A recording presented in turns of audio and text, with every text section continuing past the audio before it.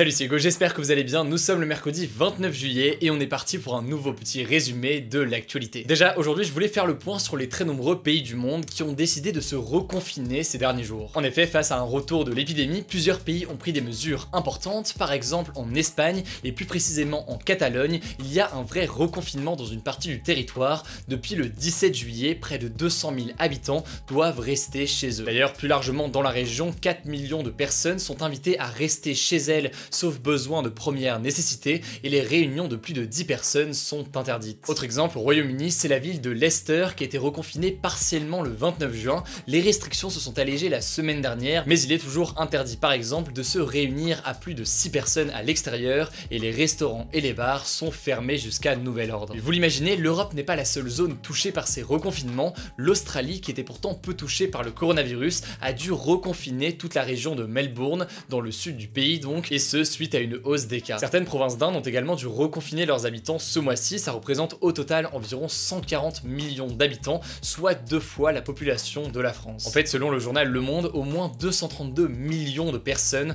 sont actuellement confinées à l'échelle de la planète. En tout cas, l'Organisation mondiale de la santé a déclaré que le virus n'avait pas de saisonnalité, c'est-à-dire que le virus pourrait continuer à circuler malgré la chaleur de l'été en Europe par exemple. Bref, on va donc suivre l'évolution de la situation. Autre information en France que je vais vous expliquer, Jacqueline Sauvage, condamnée pour avoir tué son mari puis libérée grâce à François Hollande, est décédée à l'âge de 72 ans. En fait, Jacqueline Sauvage avait fait la une de l'actualité en 2012 car elle avait tué son mari au fusil de chasse parce qu'il l'avait battue toute sa vie. Lors des différents procès, les 3 filles de Jacqueline Sauvage avaient également dénoncé les multiples viols et agressions de la part de leur père, des agressions qu'elles ont subies comme leur mère. Suite à ça, elle avait été condamnée à 10 ans de prison, la peine minimale pour ce genre de crime, mais l'histoire est très vite devenue une affaire d'État et Jacqueline Sauvage est devenue un symbole de la lutte contre les violences faites aux femmes après des dizaines d'années de souffrance car battue. En 2016, le président de la République François Hollande a donc décidé de lui accorder une grâce totale et elle a été libérée de prison.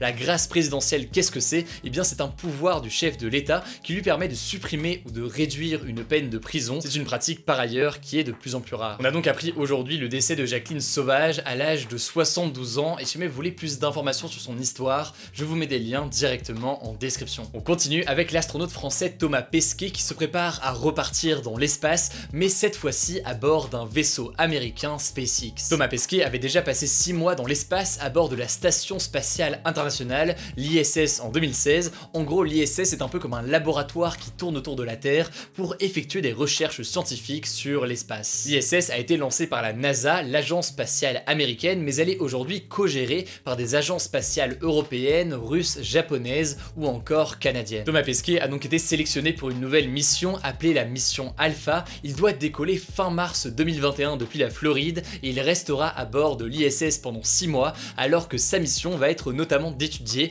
le vieillissement des cellules du cerveau dans l'espace. Et pour rejoindre l'ISS, Thomas Pesquet volera à bord du vaisseau spatial Crew Dragon de SpaceX, l'entreprise du milliardaire Elon Musk. Il sera le premier Européen à monter à bord du Crew Dragon qui a réussi son premier vol habité le 30 mai dernier en emmenant 2 astronautes américains sur l'ISS. D'ailleurs, c'est intéressant de noter que la spécificité de ces navettes, c'est que la capsule dans laquelle se trouvent les astronautes est réutilisable, ce qui n'était pas le cas avant. Et cette innovation permet de réduire considérablement les coûts des missions spatiales et donc de les multiplier. Enfin, c'est intéressant de noter que l'arrivée des capsules de SpaceX dans l'espace est donc une révolution technologique, mais c'est aussi la fin du monopole de la Russie. En effet, depuis 2011, seules les navettes russes appelées Soyouz étaient capables d'amener les scientifiques dans l'ISS, ce qui représentait logiquement un échec important pour les Américains. Comme tous les jours, on fait un point à l'étranger et on commence avec une information qui concerne le président brésilien Jair Bolsonaro. Il est accusé de génocide par plusieurs organisations de soignants à travers le monde. En gros, ce qui s'est passé, c'est que 60 syndicats et organisations qui représentent plus d'1 million de soignants ont déposé dimanche dernier une plainte contre Jair Bolsonaro auprès de la Cour pénale internationale de La Haye. Or, la Cour pénale internationale de La Haye, elle est chargée de juger les personnes accusées de génocide, de crimes contre l'humanité ou encore de crimes de guerre. Et justement, pour ces organisations de soignants, en minimisant la crise du coronavirus dans le pays, Bolsonaro a participé à un génocide, autrement dit à l'élimination d'au moins une partie de la population. Selon elle, le président brésilien n'a jamais tenu compte des recommandations de son ministère de la Santé pour ralentir les contaminations et il a aussi provoqué des rassemblements où il est apparu sans masque. Mais au-delà de ça, selon eux, il refuserait de protéger certaines minorités et notamment les populations indigènes indigènes qui vivent en Amazonie par exemple et que j'ai eu l'occasion de rencontrer il y a quelques mois pour un documentaire qui sortira à la rentrée sur la chaîne. Bon, pour l'instant, on ne sait pas si cette plainte va aboutir à quelque chose car pour que Bolsonaro soit jugé, il faudra encore démontrer que Bolsonaro voulait utiliser le coronavirus comme outil d'élimination d'une partie de la population, mais évidemment, on vous tient au courant si on a du nouveau. Enfin, dernier sujet à l'étranger, la Pologne a annoncé son retrait de la Convention d'Istanbul, un traité européen contre les violences faites aux femmes. Ce traité a été adopté en 2011 par 47 pays européens et en gros, en le signant, les États dont la Pologne se sont engagés à lutter contre les violences faites aux femmes, comme par exemple la violence domestique ou encore les viols au sein d'un couple. Or, selon le nouveau gouvernement polonais, ce texte peut amener, je cite, à des changements moraux et culturels profonds auxquels la société polonaise s'oppose. Aujourd'hui, il souhaite donc que la Pologne ne fasse plus partie de ce traité et cette décision inquiète beaucoup les Européens qui estiment que ce serait un recul important dans la protection des femmes en Europe contre les violences. En tout cas, le gouvernement polonais semble vouloir affirmer sa politique que l'on qualifie de conservatrice. Au début du mois de juillet, le président polonais a affirmé vouloir inscrire dans la constitution, autrement dit donc la loi suprême du pays, l'interdiction d'adopter pour les couples homosexuels. Avant le débat, vous le savez, comme chaque jour, on passe à la note positive et aujourd'hui ça concerne la population de tigres. En fait, les tigres sont en danger critique d'extinction à cause de la déforestation et de la chasse. Du coup, en 2010, les pays où sont naturellement présents ces félins